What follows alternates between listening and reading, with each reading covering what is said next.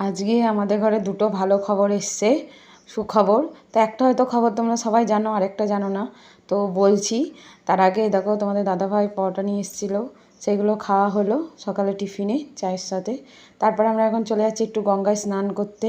হাতে ব্যাগ নিয়ে নিয়েছি, ব্যাগের মধ্যে একটু জামা কাপড় আছে, দিয়ে গঙ্গায় গিয়ে আর কি ভেজে জামা কাপড় ছেড়ে ওই জামা কাপড়ে পরে নেব। এই যে আমাদের গঙ্গার রাস্তাটা দেখো, রেল পার হয়ে যাচ্ছি।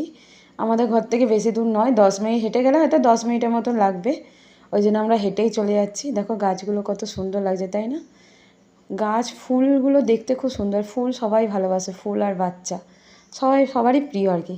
এই যে আমাদের গঙ্গাঘাটে চলে এসেছি, দেখো সাইডে কত সুন্দর বিক্রি হচ্ছে, ওগুলো তো আর কি সবাই জল ভরে নিয়ে যায়। আমাদের এই যে ত্রিবেণী গঙ্গা, তোমরা নাম শুনেছো কিনা জানি না, গঙ্গার ভিউটা দেখো কত সুন্দর লাগছে। এই যে তোমাদের দাদাভাই আর আমার মেয়ে দুইজন মিলে স্নান করছে। আমি পরে স্নানের জন্য নেমে গেলাম, আমার খুব ভয় লাগে ডুব মারতে। ওই জন্য তোমাদের দাদাভাই হাতটা টেনে নিয়ে গেল। এই স্নান করে, এই যে স্নান করা হয়ে গেল, টোটো করে বাড়ির দিকে ফিরছি। তার মধ্যে আমি একটা টিভি কিনেছি আজকে, ওটা একটা সুখবর। আর এসে ভাত বসিয়ে দিলাম, ভাত বসিয়ে এই মাংসটা নিয়ে এসেছি সাথে, মাংস আর ভাত করে নেবো, কারণ দেরি হয়ে গেছে, আর কিছু করব না। তারপর দিয়ে একটু মাঝখানে একটু টমেটো খেয়ে নিচ্ছি, কেন রক্তের খুব দরকার, আর টমেটো খুব ভালো জিনিস। এই দেখো মাংস ভাত করে নিয়েছি। এটা হচ্ছে আমার ভাগনা, মানে আমার বড় ননদের বড় ছেলে।